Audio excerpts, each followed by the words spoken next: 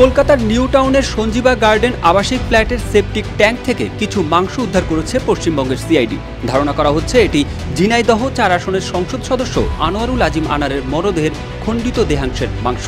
জানা গেছে সকালে ডিবি প্রধান হারুনুর রশিদ কলকাতার সিআইডিকে সেপটিক ট্যাঙ্কে তল্লাশি চালানোর অনুরোধ করেন।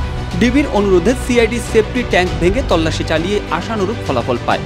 এখন পর্যন্ত এই সেপটিক ট্যাঙ্ক থেকে প্রায় ৪ কেজি দেহাংশের মাংস উদ্ধার করেছে পশ্চিমবঙ্গের সিআইডি। ধারণা করা হচ্ছে এই মাংসের খণ্ডগুলো এমপি আনারের মরদেহের অংশ হতে পারে, তবে শতভাগ নিশ্চিত না হয়ে আনুষ্ঠানিকভাবে ডিবি ও কলকাতার সিআইডি এই বিষয়ে কোনো কিছুই নিশ্চিত করেনি।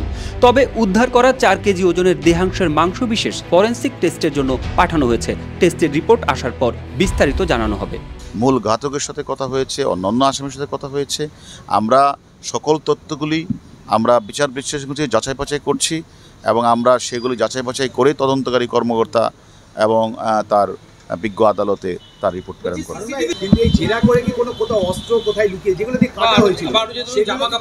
ওয়ালটন এসিতে ইনস্টলেশন একদম ফ্রি। আমরা তো এটার পার্ট, সব কিছুই আমরা তো আমলে নিয়েই আমরা কাজটা করছি। হাতিশালা কাঠের বীজের কাছে যাব, সেখানে আমরা একটু এগুলো দেখব, তারপরে আবার যদি প্রয়োজন হয় সঞ্জীবা গার্ডেনে আবার যাব।